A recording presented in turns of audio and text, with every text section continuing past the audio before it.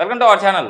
ఈరోజు అండి చాలామంది చిన్న పెద్ద తేడా లేకుండా ప్రతి ఒక్కరు ఫేస్ చేస్తున్న ప్రాబ్లం వైట్ హెయిర్ ప్రాబ్లం. అంటే ఏజ్ రేట్ని బట్టి పెద్దవాళ్ళకి వస్తుందంటే సో వాళ్ళ ఏజ్ రేట్ని బట్టి వస్తుందని మనం అనుకోవచ్చు. బట్ చిన్నపిల్లలకు కూడా వస్తుంది ఈ ప్రాబ్లం. బయటికి స్కూల్కి వెళ్ళాలంటే భయపడతా ఉన్నారు. ఎందుకంటే పక్కన ఉన్న పిల్లలు హేళన చేస్తారు అని చెప్పేసి. సో ఇప్పుడు భయపడాల్సిన అవసరం లేదు. నేను చెప్పిన రెమెడీ ఉసిరికాయ రెమెడీ. సో ఇది నేను చెప్పినట్టు మీరు రెగ్యులర్గా అప్లై చేసుకుంటే మీ పిల్లలకు అప్లై చేస్తే షూర్గా ఈ ప్రాబ్లం నుంచి అంటే గ్రే హెయిర్ ప్రాబ్లం నుంచి బయటపడతారు. అట్ ద సేమ్ టైమ్ మీకు హెయిర్ లాస్ ఉంటే కూడా హెయిర్ లాస్ ఉన్న వాళ్ళకి కూడా హెయిర్ లాస్ని కంట్రోల్ చేసి సిల్కీగా హెయిర్ అవుతుంది అని చెప్పేసి అంటున్నారు ఎండి ఆయుర్వేద డాక్టర్ సుస్తా చెల్లా గారు. సో మేడం ద్వారానే అసలు ఈ రెమెడీ మనం ఎలా అప్లై చేసుకోవాలో అది కూడా లైవ్లో చూపిస్తా అంటున్నారు. ఎలా అప్లై చేసుకోవాలో కూడా మేకింగ్ కూడా చెప్తా అంటున్నారు. సో మేడం ద్వారా తెలుసుకుందాం. నమస్తే మ్యామ్. నమస్తే అండి. మేడం, ఉసిరికాయతో మన వైట్ హెయిర్ ప్రాబ్లం నుంచి బయటపడవచ్చు అని చెప్పేసి అంటున్నారు. నిజంగా ఉసిరికాయతో మన గ్రే హెయిర్ ప్రాబ్లం తగ్గిపోతుందా? సో నార్మల్గా మనకి చాలామంది ఏంటంటే ఈ మధ్యకాలంలో హెయిర్ ఫాల్కి కూడా మినాక్సిడిల్ లాంటి సొల్యూషన్స్ పెట్టుకోవడము, రకరకాల సీరమ్స్ అప్లై చేయడం అనేది మనం చూస్తూ ఉన్నాం. సో వీటన్నిటిలో కూడా ఏంటంటే కెమికల్స్ ఎక్కువగా ఉంటాయి. మేబీ టెంపరీగా అక్కడ హెయిర్ అనేది వచ్చినట్టు అనిపించినా అండ్ హెయిర్ అనేది కలర్ నార్మల్గా ఉన్నట్టు అనిపించినా కూడా వీటి వల్ల తర్వాత మనకి ఎక్కువ సైడ్ ఎఫెక్ట్స్ అనేవి వచ్చే ఛాన్సెస్ ఉంటాయి. అదే ఆయుర్వేదిక్లో మన గ్రంథాల్లో చెప్పినట్టుగా ఈ ఉసిరిని రెగ్యులర్గా మనము పేస్ట్ లాగా చేసుకొని తలకి అప్లై చేసుకుంటూ ఉన్నట్టయితే ఎవ్రీ డే ఒక హాఫ్ అన్ అవర్ అప్లై చేసుకోవాలి. అప్లై చేసుకొని తర్వాత నార్మల్ వాటర్తో వాష్ చేసుకోవాలి. ఇలా ఒక 21 days వాష్ చేసుకుంటూ ఉన్నట్టయితే హెయిర్ అనేది మంచిగా కొత్త హెయిర్ వస్తుంది. ఉన్న హెయిర్ గ్రే కూడా నార్మల్గా మెల్లమెల్లగా బ్లాక్ అవుతుంది అండ్ సిల్కీగా కూడా అవుతుంది. సో నార్మల్గా ఒక్క 1 month అప్లై చేయకుండా ఎక్కువ ప్రాబ్లం ఉంటే ఇలా ఒక 21 days అట్లా ఒక 2-3 cycles మనం చేసుకోవాలి. ఓకే. సో ఈ నార్మల్గా మనం ఇలా ఉసిరికాయలు తీసుకొని నైట్ నానపెట్టుకోవాలి. అంటే కొంచెం మంచిగా క్రష్ అవ్వడానికి అండ్ దీంట్లోకి మంచిగా వాటరీ సబ్స్టాన్స్ అనేది మంచిగా ఉండడానికి ఫస్ట్ మీ హెయిర్ని బట్టి ఒక 6 to 7 ఉసిరికాయలని రాత్రి చిన్న చిన్న ముక్కలు చేసి నీళ్ళలో నానపెట్టాలి. ప్రొద్దున దీన్ని ఇట్లా మంచిగా సాఫ్ట్గా చేసుకోవాలి. ఒక దాంట్లో వేసేసుకొని సో మెత్తగా మనం ఎట్లా సాఫ్ట్గా చేసేసుకుంటాం అనమాట. సాఫ్ట్గా చేసుకున్న తర్వాత దీన్ని ఒక మొత్తం హెయిర్కి మెయిన్గా ఇక్కడ, ఎందుకంటే ఆయుర్వేదిక్లో ఈ పార్ట్ అనే దాంట్లో ఫ్రాంటల్ యాంటీరియర్ ఫ్రాంటనల్ అంటాం అనమాట. అక్కడ ఏంటంటే హీట్ అనేది ఎక్కువ అక్కడ ఉంటుంది. సో కాబట్టి అది కవర్ అయ్యేటట్టుగా మొత్తం పెట్టుకోవాలి. పెట్టుకొని ఒక హాఫ్ అన్ అవర్ ఉంచేసుకొని హెయిర్ వాష్ చేసుకోవాలి. ఇలా రెగ్యులర్గా చేస్తూ ఉండడం వల్ల ఒంట్లో ఉన్నటువంటి హీట్ అనేది పోవడమే కాకుండా కళ్ళ ప్రాబ్లమ్స్ కూడా పోతాయి. కొంతమందికి ఏంటంటే కళ్ళు మండినట్టు అనిపించడము, కళ్ళు దురదలుగా ఉండడము, కళ్ళలో నుండి వాటర్ కారడము, కళ్ళలో వేడివేడి పొగలు వస్తున్నట్టుగా అనిపించడం మనం చూస్తూ ఉంటాం. సో వాళ్ళకి ఈ ఉసిరిని ఇట్లా రెగ్యులర్గా పెట్టుకోవడం వల్ల ఆ ప్రాబ్లమ్స్ అన్నీ పోతాయి. హెయిర్ కూడా నల్లగా అవుతుంది అండ్ మెలనిన్ కూడా మనకి ఎంత ప్రొడ్యూస్ అవ్వాలో అది ప్రొడ్యూస్ అవ్వడానికి ఈ ఉసిరి రసం అనేది చాలా వరకు హెల్ప్ అవుతుంది. ఓకే మేడం, దీంతోపాటు ఇప్పుడు మన గ్రే హెయిర్ ప్రాబ్లం ఒకటే కాదు, అట్ ద సేమ్ టైం మన చాలామందికి డాండ్రఫ్ కూడా వస్తూ ఉంటుంది. అట్ ద సేమ్ టైం ఇది రాలుతూ ఉంటాయి, హెయిర్ రాలుతూ ఉంటాయి.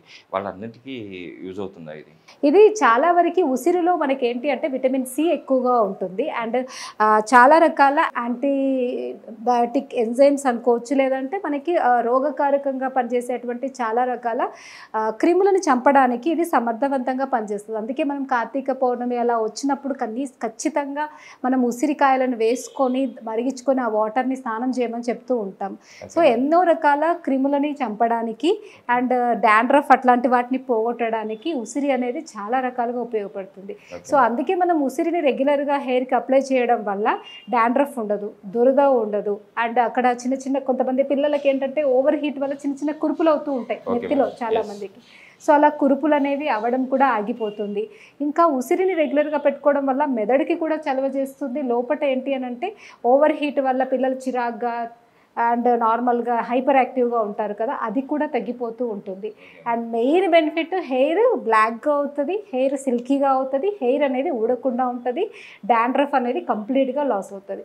కాకపోతే ఇది వాడిన తర్వాత మీరు మళ్ళీ షాంపూస్ కెమికల్గా ఉండేవి ఏవి వాడకుండా న్యాచురల్గా ఇప్పుడు మనం వాడే అటువంటి రీటా పౌడర్, కుంకుడుకాయ పౌడరు, లేకపోతే నార్మల్గా షీకాకాయ అంటాం కదా, షీకాకాయ పౌడరు, వాటితో మనము హెయిర్ వాష్ చేసుకోవాలి. అండ్ కెమికల్స్ అనేవి అస్సలు వాడకూడదు. రెగ్యులర్గా హెయిర్కి ఆయిల్ పెట్టుకుంటూ ఉండాలి. Okay ma'am. మేడం ఇంటేక్ కూడా ఎంత క్వాంటిటీలో తీసుకోవాలి? ఇప్పుడు ఎక్స్టర్నల్గా అయితే చెప్పారు, ఇంటేక్ కూడా ఏమైనా తీసుకోవాలి? నార్మల్గా ఉసిరి అనేది ది బెస్ట్ అనమాట. విటమిన్ సిని మనకి అందించడంలో, మన ఇమ్యూనిటీని మంచిగా బిల్డ్ చేయడంలో, స్కిన్ని మంచిగా ఉంచడంలో, హెయిర్ని మంచిగా ఉంచడంలో ఫస్ట్ ప్లేస్ ఉసిరికి చెప్పుకోవచ్చు. ఓకే. సో దీన్ని మనం రెగ్యులర్గా తీసుకోవాలి అంటే ఉసిరికాయ రసము తేనెతో తీసుకోవచ్చు. ఓకే. ఒక 10 ml ఉసిరికాయ రసం తీసుకుంటే ఒక 5 ml తేనెతో కలిపి రెగ్యులర్గా రోజు తీసుకుంటూ ఉన్నట్టయితే హెయిర్కి సంబంధించిన ప్రాబ్లమ్స్ అన్నీ తగ్గుతాయి, ఇమ్యూనిటీ కూడా చాలా బాగా ఇంప్రూవ్ అవుతుంది. Okay ma'am. ఇప్పుడైతే మనం అప్లై చేసి చూపిద్దాం మేడం అబ్బాయికి. ఓకే, దీన్ని చాలా మెత్తగా చేసుకోవాలి, ఎక్కడా కూడా ఉండకుండా. Okay ma'am. సో ఇది మొత్తం హెయిర్కి అప్లై చేసుకొని ఒక 20 minutes తర్వాత వాష్ చేసుకోవాలి. సో చాలా సిల్కీగా అవుతుంది హెయిర్ కూడా. అండ్ ఖచ్చితంగా చిన్నపిల్లల్లో వచ్చే గ్రే హెయిర్ అయితే ఖచ్చితంగా తగ్గుతుంది. Okay ma'am. సో ఇలా మంచి చాలా సాఫ్ట్గా ఉండాలి. Yes ma'am.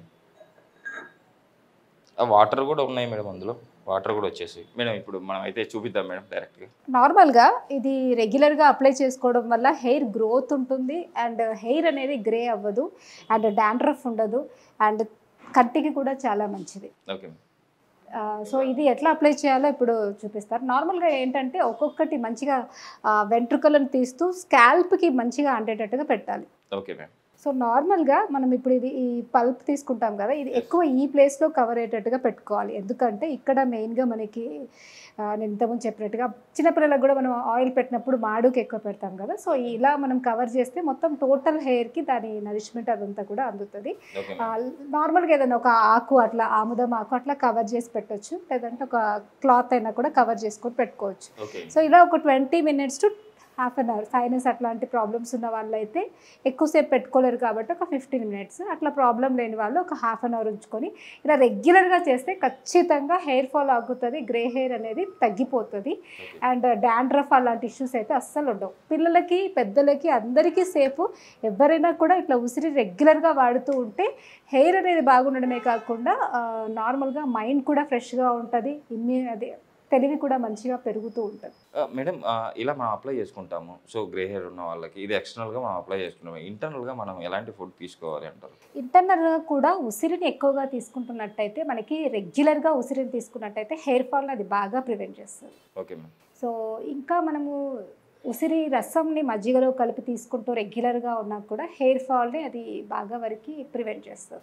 ఇంకా ఫుడ్లో కూడా కారము, ఉప్పు, పులుపు, మసాలాలు ఇలాంటి వాటిని వీలైనంత వరకు తగ్గించాలి. సో ఎక్కువ కారం, ఉప్పు, పచ్చళ్ళు, పాపడ్స్ అలాంటివి తినడం వల్ల మనకేమవుతుందంటే స్లోగా బాడీలో ఎక్కువ హీట్ పెరిగిపోతూ ఉంటుంది. ఎవరికైతే ఎక్కువ హీట్ పెరుగుతుందో వాళ్ళకి ఇట్లాంటి గ్రే హెయిర్ తొందరగా వస్తుంది. ఈ మధ్యకాలంలో అయితే ఎక్కువ మంది బిర్యానీస్ తినడము, బయట దొరికేటువంటి పిజ్జాలు, బర్గర్లు ఎక్కువగా తీసుకోవడము అండ్ చాక్లెట్స్ ఎక్కువగా తీసుకోవడము, అన్ని బయటి ఫుడ్ ఎక్కువగా తింటూ ఉన్నారు. అండ్ ఎక్కువ డీప్ ఫ్రైలో అంటే ఆయిల్లో డీప్ ఫ్రై చేసిన ఫుడ్ ఎక్కువగా, చిప్స్ అట్లాంటివి ఎక్కువగా తీసుకుంటున్నారు. సో మ్యాగీలు కావచ్చు, ఫాస్ట్ ఫుడ్స్ కావచ్చు, చైనీస్ చేసే అటువంటి అన్ని ఫ్రైడ్ రైసెస్ కావచ్చు, వీటన్నిటిలో కూడా ఏమవుతుంది అంటే ఎక్కువ సాసులు అండ్ లివర్ మీద పనిచేసే అటువంటి కొన్ని రకాల టేస్ట్ మార్కర్స్ ఇవన్నీ కూడా ఏం చేస్తాయంటే లివర్ యొక్క పనితీరును అవి అంటే ఏమంటారు డిస్టర్బ్ చేస్తూ ఉంటాయి.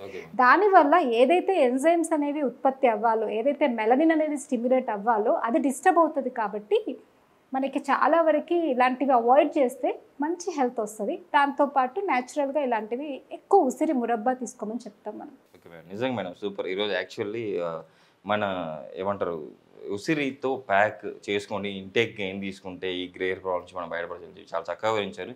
చూసారు కదా మీరు కూడా లైవ్లో. కంపల్సరీ మీరు ఇలా అప్లై చేసుకొని ఒక 20 to 30 minutes పెట్టుకొని తర్వాత నార్మల్ వాటర్తో వాష్ చేసుకోవడం వల్ల, కొంచెం రెగ్యులర్గా మీరు మేడం చెప్పినట్టు పాటించడం వల్ల షూర్గా మీరు అయితే గ్రే హెయిర్ ప్రాబ్లమ్ నుంచి అండ్ హెయిర్ లాస్ నుంచి కూడా మీరు ప్రొటెక్ట్ అవ్వచ్చు అండ్ స్కాల్ప్ పైన మీకు వచ్చే డాండ్రఫ్ ప్రాబ్లమ్ నుంచి కూడా మీరు బయటపడవచ్చు అని చెప్పేసి మేడం వివరించారు. కంపల్సరీ ఈ రెమెడీని మీరు పాటించి షూర్గా మీరు ఈ ప్రాబ్లమ్స్ బయటపడతారని చెప్పి ఆశిద్దాం. మేడం ఈరోజు ఇంత మంచి రెమెడీ చెప్పినందుకు థ్యాంక్ యూ.